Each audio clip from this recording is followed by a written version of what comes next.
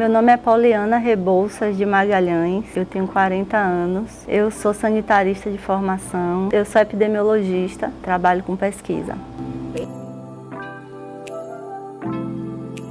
Eu vim do interior, eu sou de Jequié. Desde cedo esse senso de justiça sempre esteve em mim, assim, eu não lembro de momentos na minha vida em que eu não parasse assim, desde bem pequena mesmo, e não prestasse atenção no que é justo e no que não é justo. Eu acho que a gente é o acúmulo de coisas, né, que a gente já viveu. Eu gosto muito de futebol, sempre gostei muito de futebol, eu joguei futebol na adolescência, né?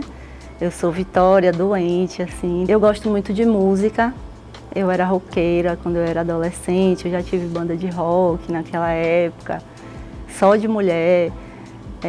Eu sempre gostei de coisas assim que não são muito comuns para mulher, né? Não é um espaço muito ocupado por mulher. Eu fui criada por minha mãe e por minha avó. Com isso, tem coisas que me acompanham. Minha avó é uma mulher do início do século passado, né? Ela nasceu em 1914 e minha mãe em 1947, né? E eu sou do final do século, eu nasci em 1985. Então eu tive esse privilégio, né, de conviver com essas mulheres e de ser criada por elas, que são de gerações completamente diferentes das minhas. Minha família era muito cristã, minha avó sempre fez questão de passar para mim que Cristo era uma pessoa muito humilde, né? Era um homem, ela falava dele como um homem comum, né? Muito humilde e muito justo. Outro momento marcante foi o nascimento de meu filho, né? Minha gravidez, o nascimento de meu filho. Foi bem forte, impactante, assim, para mim. Mexeu com tudo da minha vida.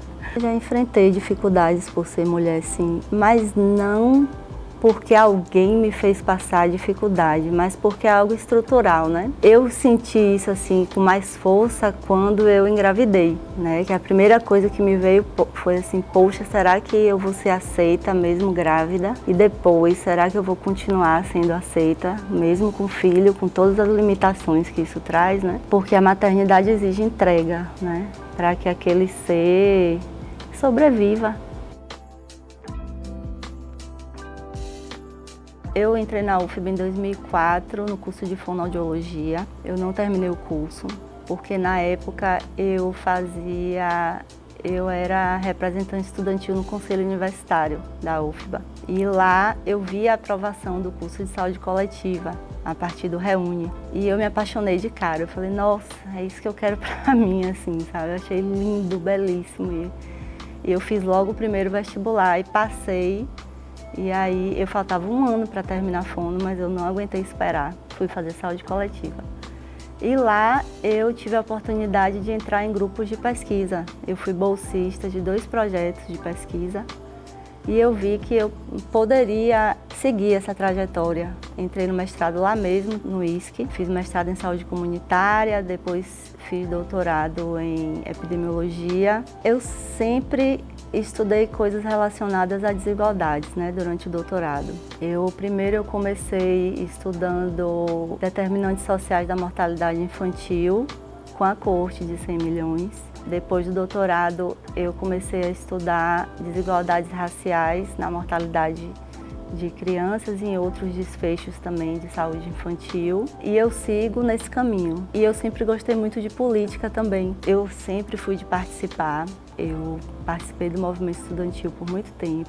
Do movimento estudantil eu fiz alguns movimentos ligados à juventude, espaços ocupados por juventude. Eu fui do Conselho Estadual de Juventude.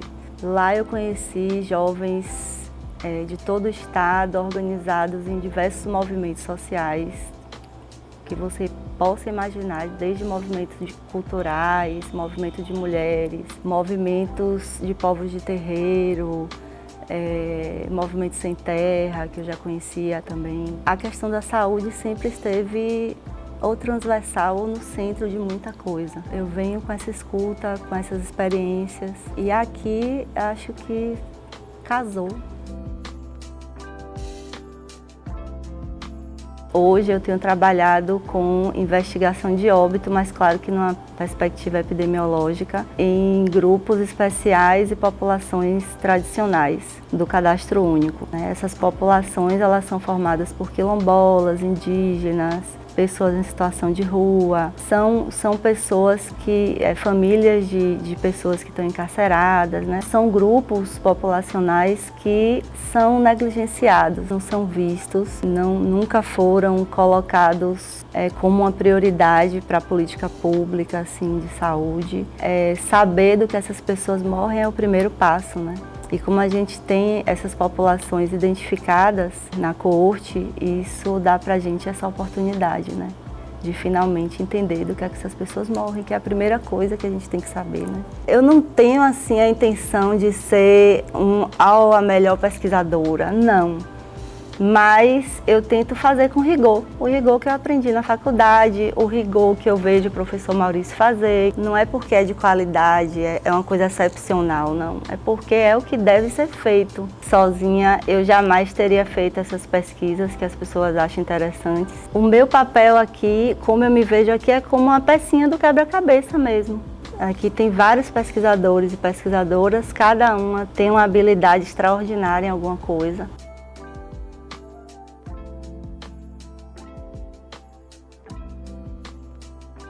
Eu sou uma pessoa que, sim, eu cuido de filho, eu cuido de casa, eu trabalho aqui, eu cuido de minha mãe. Isso, para mim, não é uma coisa excepcional, porque muitas mulheres passam por isso. Aliás, o caminho das mulheres natural, né, é esse, né? É o da sobrecarga, é o do cuidado. Então, isso é anterior a mim, eu estou atravessando isso, né? Aliás, se eu parar e olhar bem, eu já fazia isso. Algumas coisas eu precisei abrir mão, porque senão eu não ia dar conta do que eu tenho agora, né? Eu não faço mais militância, por exemplo. O meu lugar do futuro favorito é um lugar com mais investimento na ciência, é um lugar mais justo, é um lugar com mais política pública e é um lugar onde eu tenho alguma estabilidade também profissional. Nenhuma mulher caminha sozinha, né? A gente caminha e a gente traz junto todas as mulheres que passaram por nós, né? Nada é dado pra gente, tudo é fruto de luta por direito mesmo, né? Então, se você está em um lugar que você está vendo pessoas próximas que não conseguiram, mas você pode conseguir porque a luta está sendo feita, né? Nunca parou. Esse é o meu incentivo que fica. Vamos ser tudo que a gente é mesmo.